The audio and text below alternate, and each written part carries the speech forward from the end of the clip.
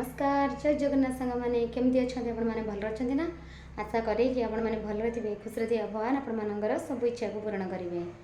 तो आज blog T U start करवा आ बहुत दिन पर लेट रे वीडियो आसची। तो तार माने रिजन हो या कि आपण मैंने गोटे भी एत दिन है वीडियो पकाऊँगी कि गोटे भी वीडियो रे मोर 1K व्यू भी जाऊनी।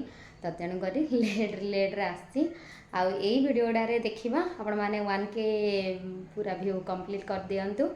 तो डेली ब्लॉग आसब। तो हो चलतु वीडियो बनी रुहति वीडियो को एंड जाए मत देखु जमा भी स्किप न करी आ वीडियो भल लगे निश्चय भाव में गोटे गोटे लाइक करने। तो चलतु वीडियो बनी रुहतु।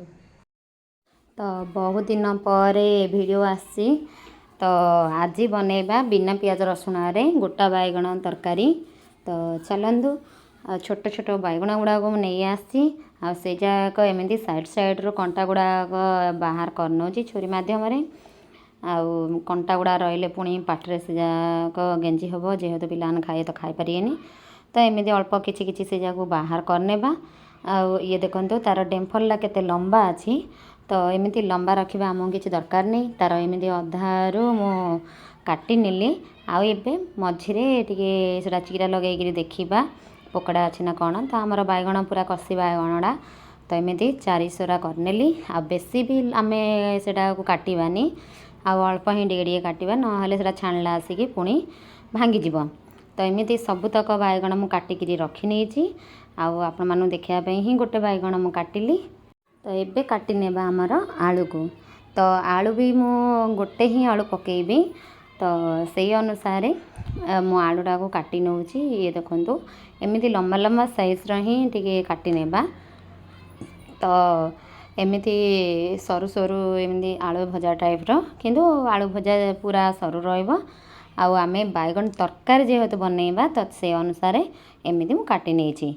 तो ये देखंतु एटा को भी सही बैगण मु काटी जो पानी रे रखी बैगणटा कला हो जेहेतु मु पानी रे पकई नेली एबे आलूटा को भी कला हो तो आलूटा को भी पानी रे पकई नेबा। आ एटा को साइड करनेबा जिबा आमर मसला रेडी करवा। तो चलतु मसला रेडी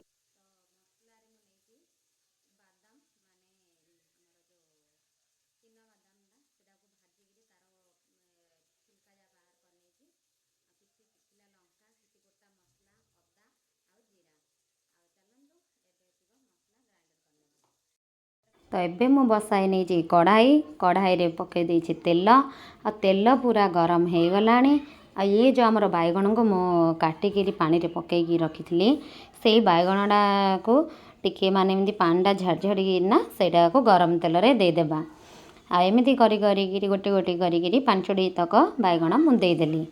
तो एबे सबु जाक देदेली जेहेतु पानी लगी तो साउंड बेसी करूला आउ चेंचा साउंड हम आपण मैंने भी देखापी बोलिक विरक्त हो। तो तेणुक मु वॉइस ओवर दे दूची। तो ये सबुतक मु देदेली बैगण आईटा को घोड़े देली आउ किछि समय सेटा को सीझापी छाड़ी नेबा। आ सेपटे देखिपारे आमर मंजी भजा बसची जेहेतु गोटे 2 मिनट हो गला हाई फ्लेम रे ही बैगण तक भाजवा नाई तो आमर बैगण गुड़ाक कईसरिया हो। तो एबे चलतु चेक करनेबा। ये देखंतु मो प्लेट बाहर करी चेक करची। तो एबे गोटे साइड रो पूरा हो गला आ गोटे साइड रे एमती ओलटाई देबा सेटा को बैगणटा को। तो ओलटाईकिना पुणी किछि समय बोलिकी ताकू सीझापी बोलिकी घोड़ेकिना रखिनेबा। तो एबे सबुतक मो बैगण ओलटई देली आ एबे प्लेट मु बंद करनेली। तो एबे आउ 2 मिनट हो गला। तो एमती करी गोटे आमको 4-5 मिनट लगिगला बैगणटा जेहेतु आम ताको छाणवाई बोलिकी। तो एबे देखंतु मो प्लेट बाहर करी चेक कर नौची। आ 2 पट साइड गुड़ाक आमर बहुत बढ़िया भाव बैगण सीझी जाइए। आउ पूरा माने जो आम जो 4 लगाई से चिराटा भी पूरा माने खुला खिला हो गला जेहेतु आमर बैगण सीझी गला। तो सी खुला खिला हो गला। ये देखो आपण मानू मो पाखर देखईदेली केते बढ़िया भाव तार कलर आसी आउ सी पूरा आमर सीझी भी जाइए। तो एबे कौन करवा ना आम जो आलू गुड़ाक सब काटिकी रखी आलू गुड़ाक भी तेल कड़े मध्यम देदेले से गुड़ाक आम आलू जोड़ाक बाहर करने आउ से कड़ाई रे तेल भी बाहर करने आमको एत तेल दरकार नहीं तो तेलटा को बाहर कर देकिरी आम ए जीरा देदेले से किछि सोरिष देदेले आ किछि भृसंग पत्र गोटे कंचा लंका चिरा लगेकरी सेटा को भी देदेले सेटा को एपट सेपट करिकिरी टिके भाजी नेबा आउ जेमिति आमर बाइगणर सॉरी आमर फुटणर स्मेल आसीगला तो सेमिति आम जो मसला बाटिकी रखी मसला को भी दे तो एबे मो मसला रे पकाउछि धनिया पाउडर कहीं मो मसला रे बटा मसला रे देई नथली जेहेतु धनिया मोटा धनिया तो धनिया पाउडर अल्प किछि दे दोछि आ एबे देबा हमर हळदी पाउडर आ एबे हळदी पाउडर भी दे देली आ एबे दे देबा सेथिरे लूण आ एबे करी पाउडर बिना पियाज रसुण रो जो सेटा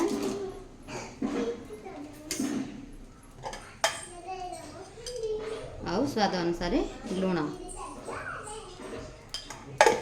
सबतक को मिक्स करने गैस को हाई फ्लेम रे ही रखिबा मसला सिझवाई बोलिकी जिते मसलाटा सिझिबो सेते तार टेस्ट आसीबो तो ताकू सिझवाई मसलाटा को छाड़ना तो ये दीटा मीडियम साइज टमाटर को काटी नहीं पूरा खुद खुद करके देदेबा केमती घाटी नेबा जो पर्यंत टमाटर सिझुची से पर्यंत आमर मसला भी सिझीज किसी समय छाड़ने सिझापी तो ये देखो आमर मसला पूरा तेल छाड़ा स्टार्ट करनेला एबे से आम देदेबा कस्तूरी मेथी देखो सेटा भी भल भाव मिक्स करने एबे देदेबा आमर बैगण आउ आलू को यहाँ भी टे भल भाव मिक्स करने आ कि समय बोलिकी मसलाटा सहित मिसाई बोलिकी किसी समय प्लेट घोड़े रखा एपटे करने पानी गरम चलते ये देखा आमर कषा केते दूर गला देखु केते बढ़िया भाव कलर आमर आसी पूरा बैगण आलू सहित भी मसलाटा भिजी गला देखो आपण मैंने कषा खाइबा को चाहिए एमती भी खाई पारे बढ़िया भाव कषाटी आमर होमती भी खाई पारे आ जदि ग्रेवी रखा चाहिए बोले एमती पानी भी दे पारे किंतु मु गरम पानी दूची गरम पानी देले ही मसलाटा मोटा आसीबा तो एबे टिके घांटी नेबा जी आपण मैंने जूस रखापी चाहिए से अनुसार ही पानीटा देबे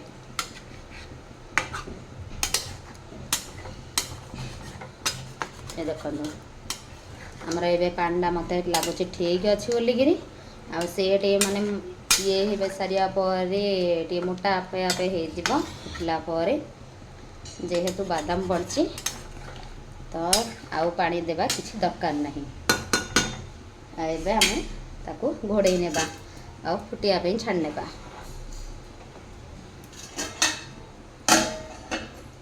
देखा आमर तरकारी को गोटा बैगण तरकारी ये देखो आमको एतिकी ही तार जूसटा दरकार बेसी माने पतला नहीं ना बेसी मोटा अच्छी एबे गैस फ्लेम को बंद करने थरे आपण मैंने एमती बनातु बिना पियाज रसुण गोटा बैगण आलू तरकारी मसला बहुत बढ़िया टेस्ट लगे आउ बनातु पुणी कमेंट बॉक्स रे आसिकी जनातु केमती कौन लगिला आउ सतरे सांग मैंने बहुत बढ़िया लगुच ये देखो आमर एमती बिना पियाज रसुण बनाऊँगी तेणुक आपण मान सहित सेयार कली बहुत बढ़िया लगुच भल लगी वीडियो निश्चय भाव में गोटे गोटे लाइक करने तो हो चलतु रोची नमस्कार जय जगन्नाथ बाय बाय।